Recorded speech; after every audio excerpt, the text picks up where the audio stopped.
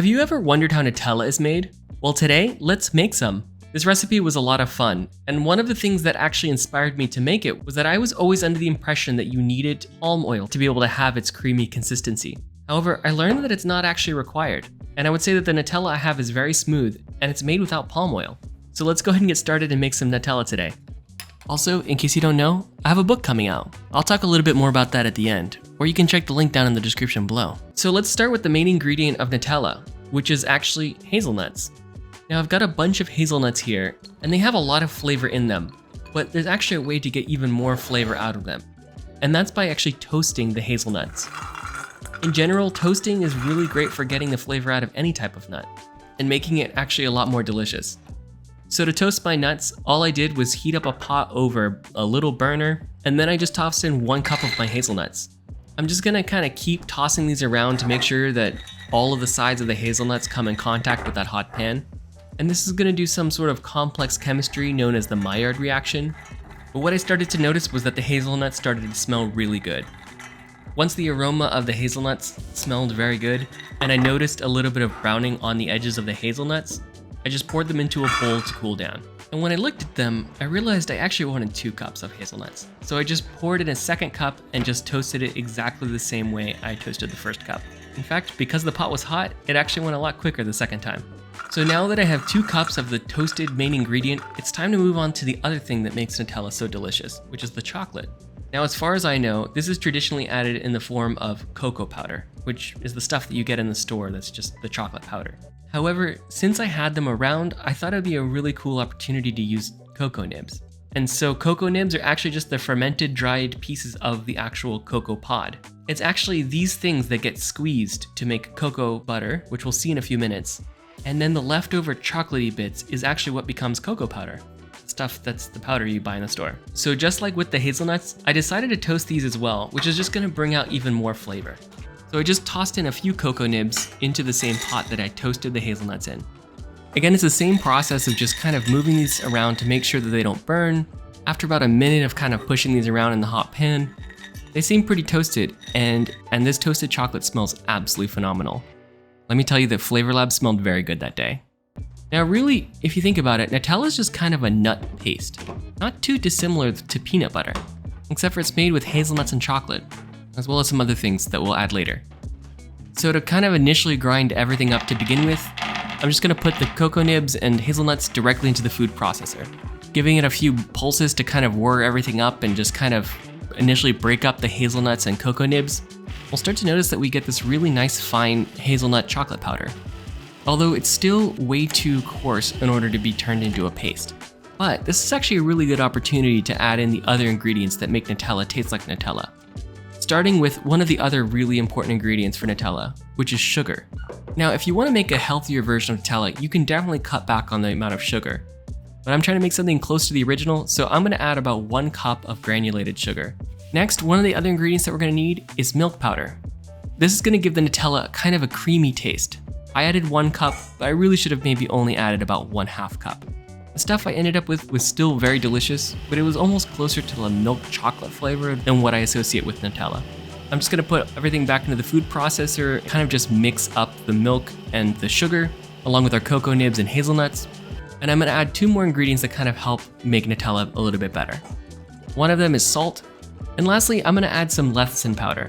I think it's gonna help keep it a little bit smoother for a little bit longer and basically make it so the Nutella doesn't separate too much. However, this is completely optional and you definitely don't have to add this if you're gonna make it yourself. So now that everything's in the food processor, I'm just gonna turn it on and let it go. Now my hope was that actually this was gonna continue to break down until eventually I had a nice nut paste that resembled Nutella. However, this just was not the case. I let it go for a very long time. It didn't really break down or even show signs of it too much. I was really hoping to make something that you'd be able to make at home, but it was clear to me that it really wasn't gonna work out this way. I just emptied the food processor and dumped everything into a bowl. What I did notice though was there was kind of a fine layer at the bottom of the food processor of something that kind of felt like Nutella. However, it just wasn't getting there quick enough. So I had to bring out the big guns, something I actually haven't used in a while, which was the chocolate conch. I used to use this quite a bit in previous videos, but essentially I use these giant stone wheels to kind of crush everything into a fine paste. Now, as I said, it's been a while since I've used this thing, so it definitely needed some dusting off. So after cleaning everything, I started setting up the chocolate conch, or melanger as it's also known.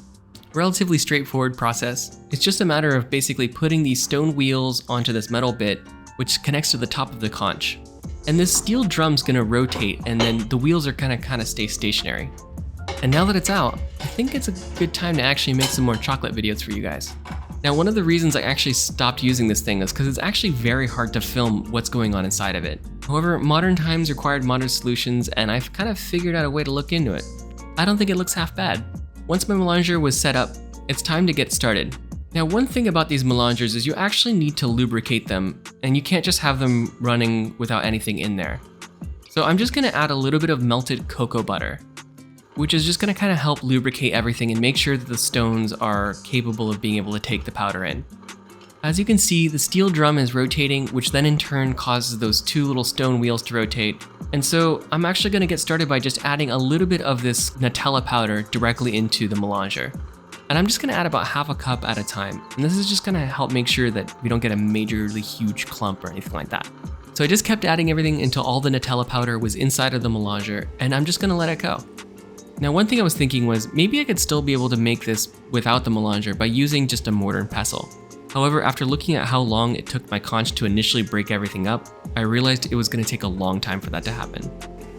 The name of the game was to let this just continue to make finer and finer Nutella paste. And this is what it looked like about 30 minutes after starting. So if I tried to do this by hand, it definitely would have been at least 30 minutes of actual hand pounding. So it's starting to look smooth here, but it's still not quite the consistency of Nutella. So I'm just gonna let this go for a little bit longer. Also, while this is going, I definitely took the opportunity to kind of scrape down the sides and make sure that there weren't any clumps of Nutella that were just along for the ride. In the end, I let mine go for a total of 3 hours, and then I finally feel like I got to something that really felt like what Nutella tasted like. Now, in reality, if you're making a chocolate, to get a really smooth paste, it's actually a good idea to let these go for a lot longer, up to 24 or even 72 hours. However, I was pretty happy with what I got even just after 3. So I just poured this out into a jar and let it cool down. And it was time for a taste test. But for me, Nutella by itself is not the way to go. So I chose to do it the way that I really love to enjoy Nutella, which is on toast. So I toasted some bread, put a little butter on there, and then just put some Nutella on it. And let me tell you, it was absolutely delicious. So that's it. That's how you make Nutella. But before we get into the taste test, I just want to say, if you like this kind of content, you should definitely check out my book. It's all about drinks, and it should be coming out soon, or maybe it's already out, depending on when you're watching this. Okay, so now, how did it taste? And this was absolutely delicious. Again, I think maybe there was a little bit too much of milk powder. It kind of tasted a little bit more like a milk chocolate version of Nutella, but it was still extremely delicious. Well, that's it for this week, and I hope to make more content for you guys soon. All right,